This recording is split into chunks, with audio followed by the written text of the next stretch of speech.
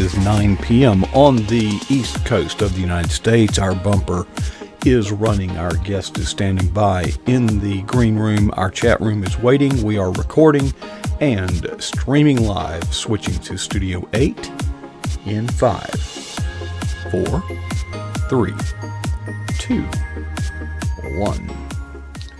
Well, good evening and welcome to PJNet.TV. I'm your host, Coach Prasick, and I am glad to be sitting back in the saddle here at the Eagle's Nest Studios, having traveled late last week. Speaking of which, I am not the only one that has been traveling. Folks, every first Monday of the month, we are visited by Doug Carter. And he is standing by. Folks, he indeed has been traveling. Doug, you've kind of been on tour. Are you a rock star now? And Not quite, Coach, but I do have a passion for what's going on in our country. And I was able to go to a Turning Point USA student rally in Asheboro, North Carolina. And then I turned around and went a couple of days later to Mount Airy, North Carolina, to the North Carolina Faith and Freedom Coalition's Salt and Light Conference. Really got energized there.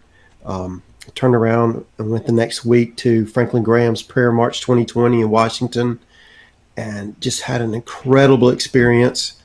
And before I could even get rested back from that trip, we took off for Atlanta and went to the Faith and Freedom Foundation's national conference. So it's been a whirlwind, but I've been able to hear a lot of incredible speakers. But most importantly, I'm hearing God speak to me and calling me out and showing me what I need to do about the culture and take my place and just go and do. So I was happy to have you with me. Well, I was honored to be there. Doug, you were on our program 4 weeks ago. You made no mention of these plans. Oh, it just came up out of the blue. I was 4 scrolling times? through Facebook. I'm sorry? 4 times? Yeah, exactly. So I got a Facebook advertisement just scrolling through, and it said a few days from now we're going to have this event in Asheboro. And I said, wow, I think I can make that. And I did, and pouring down. So that was during the hurricane. The remnants of the hurricane were coming through. Mm-hmm. So I stood in line in the rain for that for a few hours. I think about 5,000 people showed up.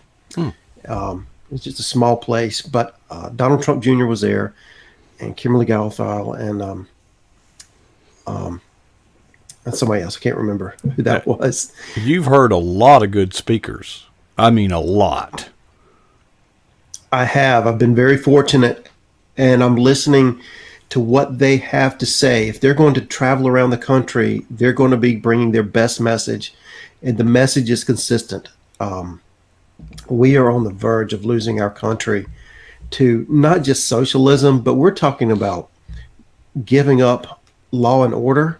We're talking about giving up our freedom of religion, freedom of speech, and all of those things entail the economy is crucial. The left does not want us to have a prosperous nation. They want us to be on a global economic equilibrium with other nations, and that means lowering our standard of living and raising up other people's standard of living in the process.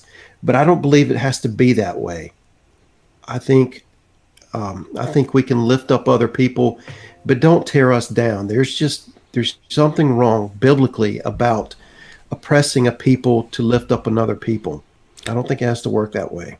Well, I think biblically, when I reflect on some of the inequities, the stratification in our economic system, I'm reminded of the verse that says something to the effect of not envy. Yeah, do not envy. No, don't covet. And yeah, don't covet. Yeah, that's the word I was looking for. Thank you, Pat. Preacher. Yeah. I'm not a preacher, but do not covet. And the whole idea of socialism is built around covetousness. Exactly. And it flies straight in the face of Jesus' parable of the talents. I mean, there's nothing more capitalistic than that. Well, But and the funny thing to spike the football, and it kind of gets glossed over because the punchline's already come. But at the end of the day, God took the talents from the one that didn't do anything, took them away from the poor guy, and gave them to the rich guy. exactly, It's socialism in exactly. reverse, literally reverse. And, right, and the Bible teaches if a man won't work, don't let him eat. That'll teach him to go work. Idleness is a wicked thing, or it can be used for wickedness. And God gave man the responsibility to go work to keep him busy. So I think we need to be working, and I believe that the shutdown is partially with good intentions, but also there's an element of wickedness to it. They do not want us to have a prosperous economy, is the bottom line. Why not? And that's anybody's guess. I have Well, a few I think they ideas, would, but yeah, sink the ship to drown the captain is, I think, what would be the illustration.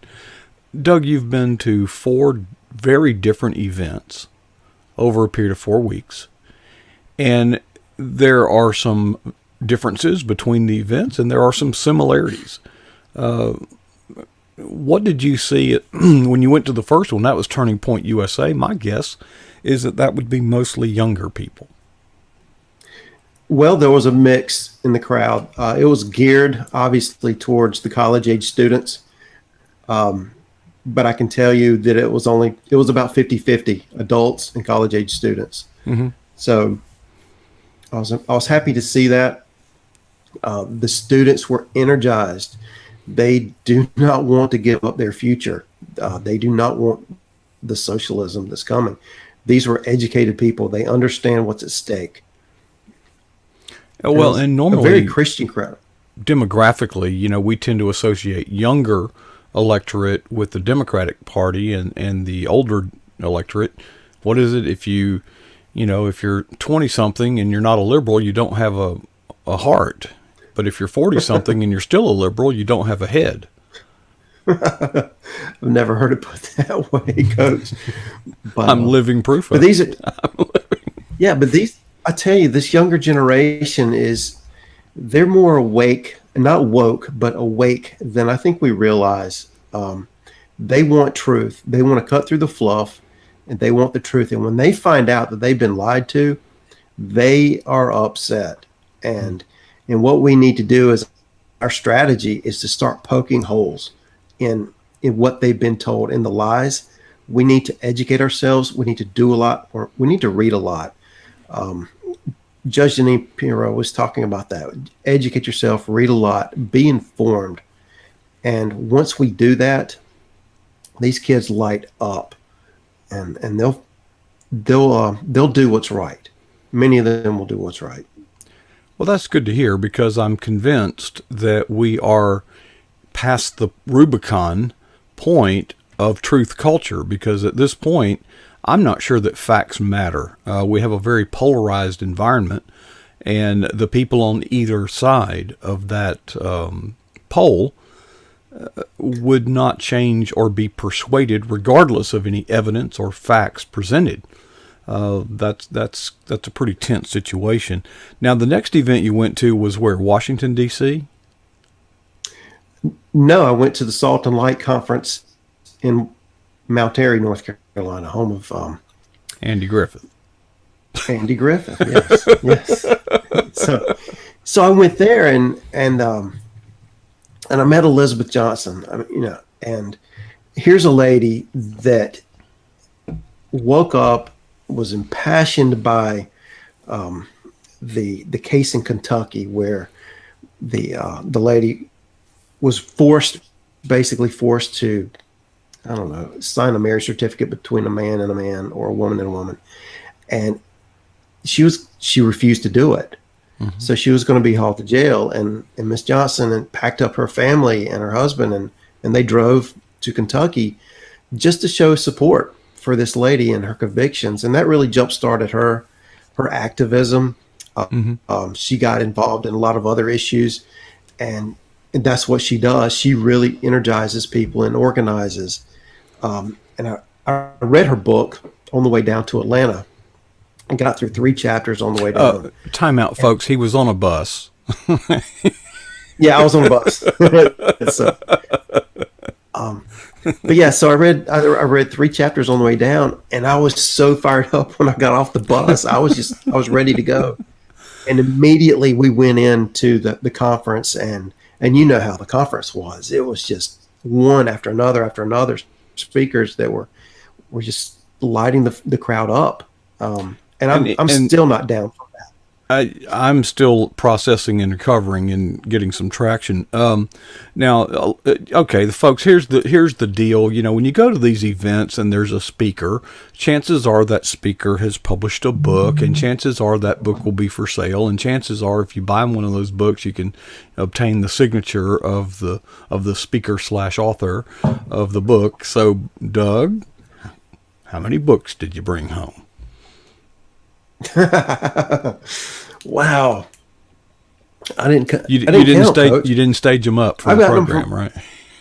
I didn't stage them up for the program, but I brought a stack about this high from the Salt and Light conference, and then I brought home another stack about that high from this Georgia conference. I've got Donald Trump Jr., Sarah Huckabee, Elizabeth Johnson, Dinesh D'Souza. Well, I do want to tell you about David Richardson, though. And David Richardson wrote a book, and he and I coach. Can I introduce the scenario here? Because most people don't know who David Richardson is. Okay. Yeah. Folks, Doug was kind enough to invite me to the Atlanta conference, and but his purpose there and my purpose there were very different. Basically, this was, as he alluded to earlier, a pep rally, and all of the speakers, any one of them could have been a keynote speaker, any one of them, but they just kept boom, boom, boom, boom, boom, boom, boom, just like a piston, man. So it was a big pep rally for the GOP and Donald Trump, etc., and it was really good. But my purpose there was very different. My purpose there was to network and meet people and recruit people to become part of the PJNet team in one form or another. Okay, well, this is not easy to do. So I'm outside of the convention center. There's a big hallway lobby type area where there's free coffee. So I spent more than half of my time hanging around the coffee pot, introducing myself. I just walk up to people and say, I'm Coach Prasick, from Florida. Where are you from? Why are you here? And, tell me your story. Well, and then you sit back. All right, well, and I'm trying to encourage Doug to do this, but it quite frankly isn't working. But nonetheless, it got so bad that I told Doug, I said, listen, if you see me talking to somebody, you not only have my permission, I command you, come interrupt us and so I can introduce you to them. All right, that's the backdrop. Now let's get down to the stage.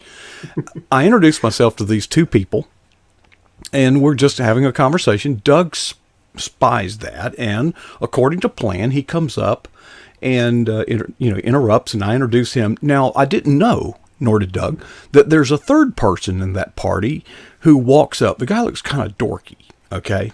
And it is David Richardson, who we just mentioned. As it turned out, David Richardson is a college professor and has a lot in common with Doug. He worked, he's doing different things now, but among the colleges where he was involved is that little one in England. What's it called? Oxford. Oxford. Yeah. So Doug and David got in this deep, I won't use the phrase I used there, but okay, go ahead. That is David Richardson, who is with his whole point of view is everything that you presume to be true is based on assumption and is therefore faith-based. This would include biology, chemistry, physics, mathematics, history, everything else. Okay, Doug, sorry. Just wanted to help him out. Did you leave anything out, Coach? No. No. You so met David Richardson. There you go. Okay, so here's the book that David Richardson wrote. And it is absolutely phenomenal. I've been reading it ever since. and started using some of it with my classes. Many of you know I'm writing a book, and my second chapter deals with critical thinking. And I go into this, I teach it in my classes, and we talk about worldviews and how people perceive reality based upon 5 sources of moral authority: reason, tradition, history, experience, and divine revelation. Well, David Richardson takes this concept of worldviews and says, look, this is as far as we can go generally with apologetics. You've got your worldview, I've got mine, and we're just going to have to agree to disagree. I think I'm right and you think I'm wrong. But he goes further, and he bases his critical thinking on assumptions. And he identifies 3 critical assumptions that underlie each worldview. And if you can pick out the underlying assumption, whether it's you believe there is a creator or somebody that runs the universe, or whether you are atheist and you believe there's just not a creator, or if you think that nature is just all that there is. And from those 3 starting points, then you can reason through and you can explain everybody's worldview, whatever they are. It's phenomenal how this process works. And for my purposes, I tested it out, and he's on target. He even has an app for your phone. And it doesn't matter where you start. Yeah, the app is by the same name. Yeah. I think it's on page 34 of his book. Transparent. No matter where you start, and you're led down this matrix of binary questions, you arrive at the same place. It's faith-based. Right. So the point, what was phenomenal about this 2-hour lunch that we had is I was moved by the fact that he would take that time to spend with us and just basically go through his entire work there. But I have been praying Isaiah 41:15, and I've been praying for God to make me a threshing sledge, because I know that the message that I have to go up against the United Nations and show what's really happening in our country and around the world is linked to the United Nations and the people that are causing that to happen through the United Nations. That's going to take a lot of really deep thought and creative arguments, but it's all about truth, and God is the author of truth, and that's what David Richardson was saying, and I believe that wholeheartedly. So I've been praying for God to make me that threshing sledge to tear down that mountain, and to just root out and tear down and destroy and to build and to plant, Jeremiah 1:10, and root out those untruths that are happening in our country. You know, Jeanine Pirro was asked the question by Ralph Reed, you know, what's going on in the media? And she said, honestly, I just don't know. Well, I do know. I do know that it is a concerted effort through UNESCO's Global Media and Information Literacy Program to censor conservative views for the purpose of ensuring the United Nations 2030 Agenda for Sustainable Development and create a humanistic world. Whatever the world is going to be, they say it's going to be a humanistic world. And to do that, they need to control the media and information. They need to control education. I'm going through a pretty thick book right now. It's actually a UNESCO framework for action, and it links the media and information to education. As a teacher, and as any teacher, not just myself, we're all going to be faced with this. We'll all be forced to teach sustainable development. And over time, we may not realize exactly what we're doing, but the overall effect over the years on the minds of these children is going to be that underlying assumption that there is no God, that the world is all that there is. And if we allow this to continue, another speaker mentioned that we need to go in like Nehemiah did. Our walls are torn down. Let's just face it. And we need to take ownership of the walls in front of us. We don't need to go around on the other side of the city and try to fix another wall. Just fix what's right in front of you. Well, in front of me is education. And I have a duty and responsibility, because I know these things, to fix my wall. And I encourage everybody out there to take a look around at what your specialty is, and ask yourself, what can you do to fix your part of the wall? Because we've got to rebuild our nation. If we don't, we're going into another form of Marxism that's beyond Marxism, as Dinesh D'Souza said.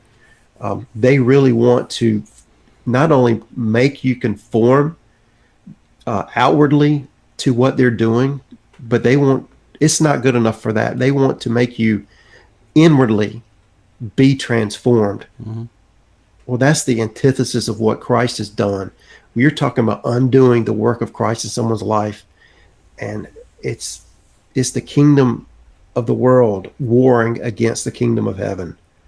And it's time to rise up. The message I got all weekend long was go. Folks, we're out of time. I'll tell you this. I'm like Doug. I am still trying to get over this event, and if there's so much we don't have time to share. We're at the end of our time. But if you want to know more about this, the experiences that we had, contact Doug, contact myself. I'll be working until late tonight, into the wee hours of the morning. I'll stop what I'm doing to share with you just how powerfully I felt God moving at this event, and I think we're fixing to see it. So, Doug, we're over time. If you'd like to take the last minute, what is the big takeaway of all these events? If you hadn't already said so. The biggest takeaway of all the events is there are no non-combatants in this war. You don't have a choice to sit on the sidelines. You've got to get up and get moving. Please read Ezekiel chapter 9. That's where God sends the destroying angel to go out and destroy every man, woman, and child that does not have the mark that the angel put on them. And you get that mark if you weep, mourn, wail, and pray over the abominations happening. Apathy is not an option. Wow. Apathy is not an option. You heard it right here, and you'll hear it from Doug Carter the first Monday of every month. What a special time he and I enjoyed 3 days in Atlanta, Georgia at the Faith and Freedom conference. Wow, there's so much more. We're out of time. Okay, listen, we're out of time now, but the reason we're out of time now is I've got to gear up for another program at the bottom of the hour. Our regular guest, Casper Stockham, will be here sharing his take on things from his point of view in the great state of Colorado. Before I leave, I would like to ask you to ask yourself 2 important questions. Number 1, what is the boldest thing you have ever done for Jesus Christ? And then number 2, when was that? You just heard Doug Carter testify that we have entered a phase in this spiritual warfare where there are no non-combatants. I believe that to be true, and I agree with him. And for that, we will need boldness. And I hope that none of us would ever be satisfied with our answers to either of those 2 questions.